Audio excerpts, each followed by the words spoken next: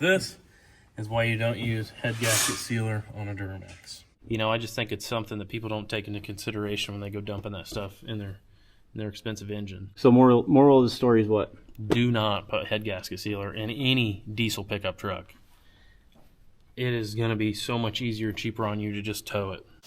What's up, guys? It's Truckmaster, and in today's video, we're going to go ahead and talk about one of the biggest band-aids that people try to slap on their engines, and that's head gasket sealer. Look, I know it's cheap, I know it's easy, it sounds like a miracle fix, but if you've got a blown head gasket and you pour that bottle of goo into your cooling system, especially on an expensive diesel engine, you're not fixing it, you're making it worse. So in today's video, I'm going to show you guys exactly what happens inside of that engine and how one bad decision can turn a small repair into a complete rebuild.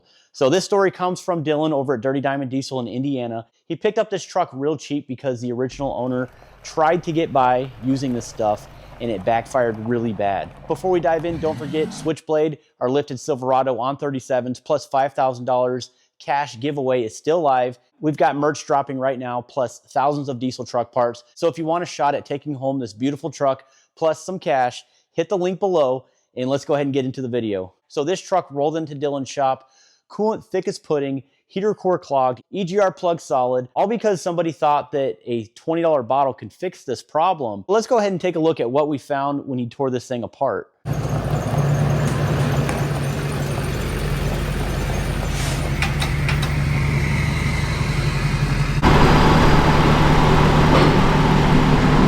Yeah, so it's a good friend of mine over at Fessler Auto in Pendleton. They bought the truck through auction of some sort, I don't know. And he said that it's making pressure. They think it's got either an EGR cooler issue or a head gasket failure. We determined that it needed head gaskets, and boy were we right. It needed a lot more than that.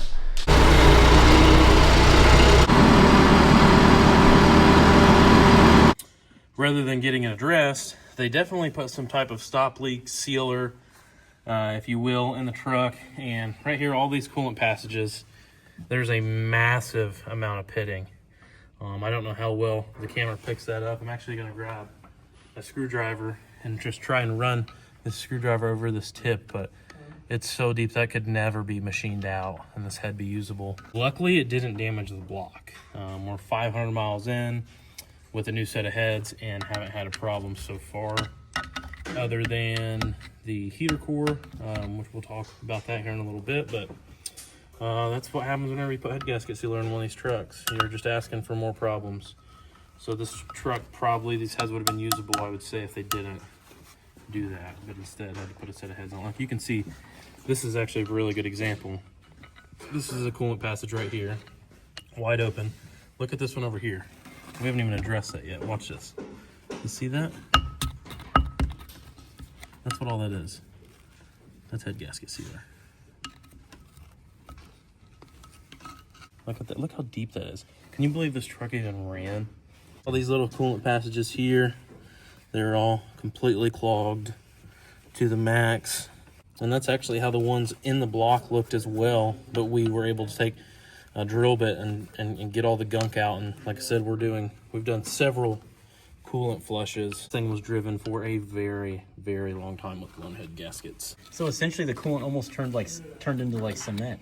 Yeah, it turned into this crud here. Dude, that stuff is for emergency situations. You know, if you're 400 or 500 miles from home, you can, on a gas car that only makes 100, 150 pounds of compression, you can get by with it. You can dump a bottle of it and it'll hold coolant until you get home, but it's not a permanent fix.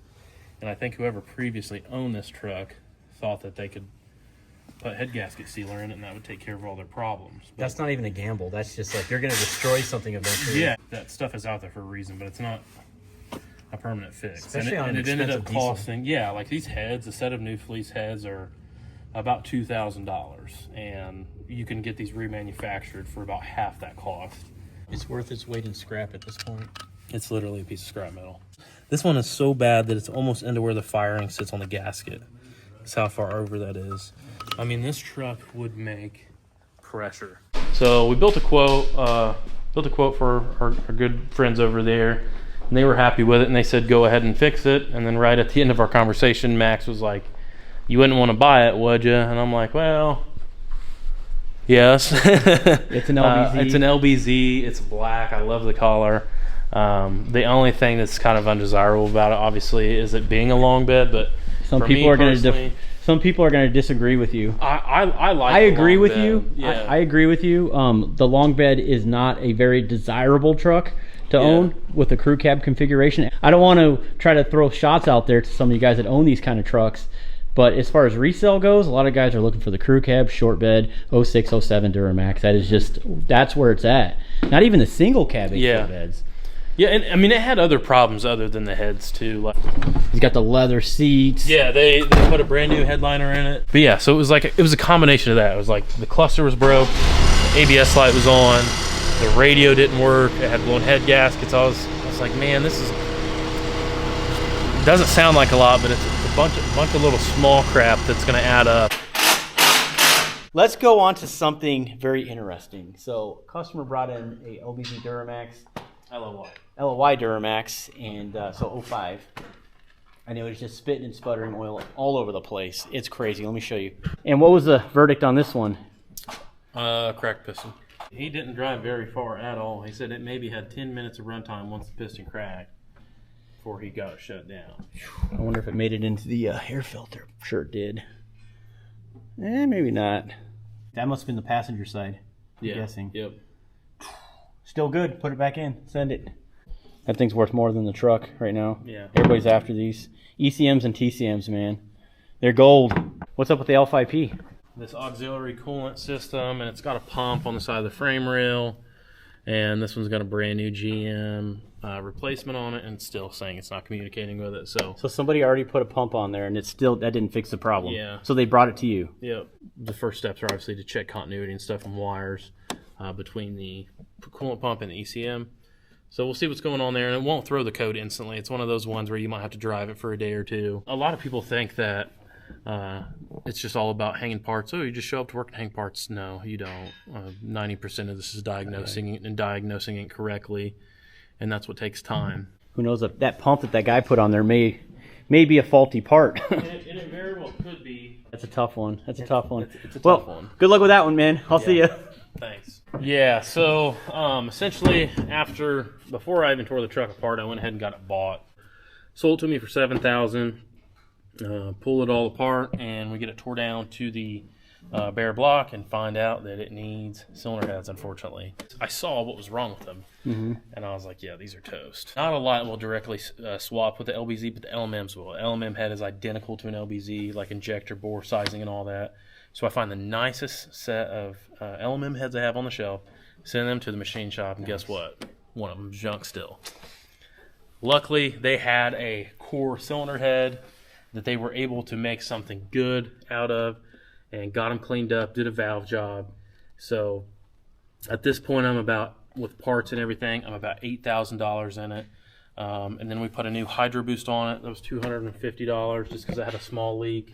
Now where it really starts to suck is I'm still seeing some backlash of the whole head gasket sealer thing.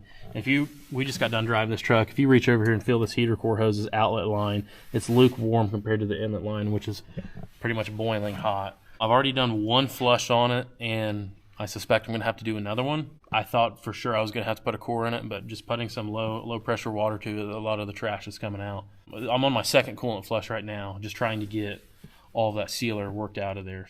Go ahead and do another flush on it and put brand new thermostats in it, flush the heater core again, and just try and verify we get absolutely every bit out of that, because I don't want it to clog up those coolant passages again. I just think it's something that people don't take into consideration when they go dumping that stuff in their expensive engine. So moral of the story is what? Do not put head gasket sealer in any diesel pickup truck. It is going to be so much easier, cheaper on you to just tow it. So how many miles does this truck have on it? This truck has exactly 300,000 on it. Okay, so I want you guys to let me know in the comments how much money this truck is worth with 300K on it after he cleans the coolant stuff out, obviously. But with everything said, I would say that this truck would be worth about 12 grand. I wouldn't sell it for 12. You could take a truck with similar miles, similar body configuration, and maybe it even has a little less miles, and I would still prefer this truck given that I've seen down to a short block and I know what I have.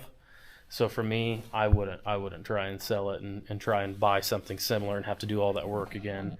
I essentially have seen everything that can possibly go wrong. Somewhat, I've pretty much addressed a little bit of it. The injector balance rates are good. It's already got a remanufactured transmission in it. I don't know whose it is, who rebuilt it, but it shifts good. It shifts good. The casing's been painted, and it's got, I believe, a precision triple disc torque converter in it, so it shifts really good. Yeah, I wouldn't sell for 12 grand. Don't be offering that in the comments. Oh man, 12 grand in today's market. I think this thing would go quick if you wanted to just move the unit. But I couldn't see 20 grand out of this truck. But you are right. You're right. I mean, like, you already know what's been done to it. It's kind of one of those trucks that you can't sell because you just can't replace it. Once you have it, it doesn't matter. This thing could have 500,000 miles on it, but it's like you might as well just keep her. Yeah, it's got the nice OEM style polished wheels, no super caps, clean. brand new center caps. So really clean. Nice truck though, man. Nice find. I'm happy for you. I'm pretty happy with it. All right, so we ready to do a burnout? Kind of clean up some of that coolant, get it moving. I don't know. Look at those tires, dude. I ain't doing no burnouts on them. Yeah, you can. Come on, dude. You're rich. You're in a diesel shop. So the other thing that you need, man, is an Edge CTS3 monitor. And this is awesome. And I'll show you guys really quickly what this does. And I don't want to insult anyone's intelligence. I'm sure a lot of you guys already have one of these. But it's really good to be able to check your parameters while you're driving. And not to mention, if you do have tunes, you can get those loaded on that and change it on the fly with the monitor, which is pretty sweet. This plug is going to be connected to your OBD2 port. Simply just plug it in. So what you're going to do is put it in all the way down to first. Pull that down. Pop this out. Just like that. Pull it out. All right, so next you're going to go ahead and pull this out. You do have a couple options. You can either go from up here or down there, but I do sell these mounts for every style year Duramax, or should I say 2500 HD. Difference between the LTZ Denali and the Silverado, just the regular one. So just check the website, see what I have available. I have a bunch of these mounts. For the newer trucks, I have a little J arm right here that clips into the upper bezel panel, which is super easy to install. This is a little more involved. So now that we pulled this out, we're going to go ahead and drill a hole on the back of this plastic here so we can run this cable through the back end of here.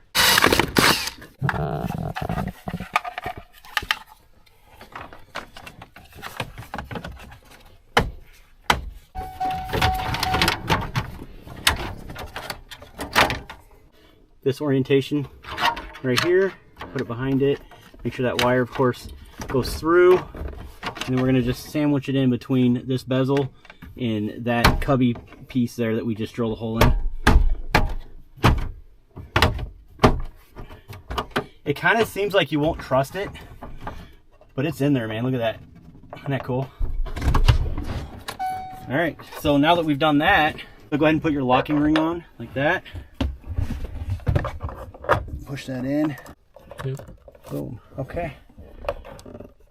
Yeah. Look how much nicer that looks. It looks clean.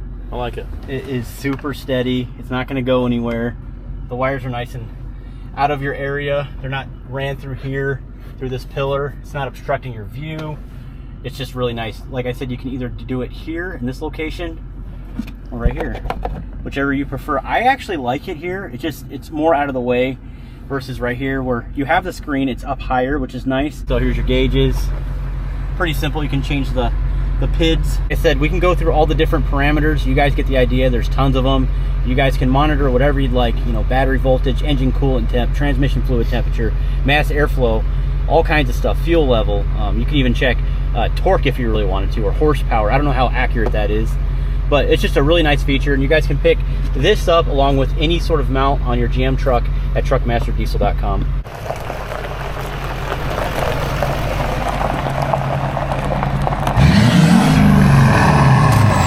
I mean, I don't think that I would even put that quick seal stop stuff in my engine if I was stranded somewhere 2,000 miles away from the house just to try to get home. It would have to be. Unless the truck was a junker and I just didn't care about it. Dude, it'd have to be a big emergency for me to do that. Like a big problem.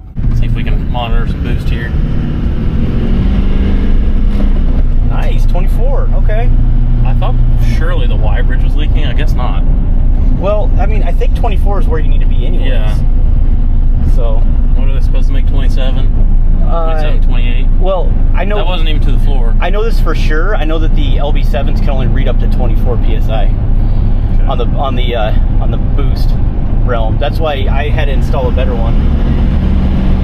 Yeah, it's only going to read 24.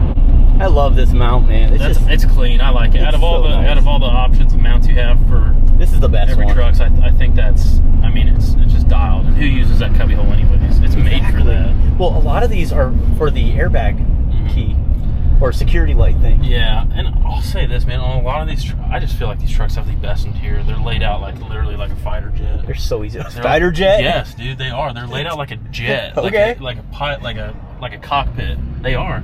And they're very similar to like a Toyota Supra interior. You have everything right here within reach. So to add that is a nice touch. Do a little pull here.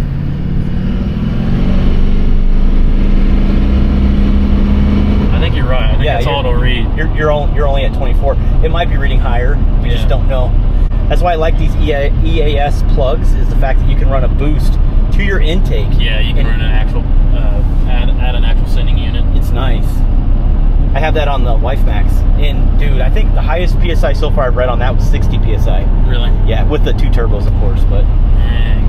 Yeah, man. Now we just got to put a 9-blade on her. Yeah. On the Wife Mat or on this? On this one right here. I need one.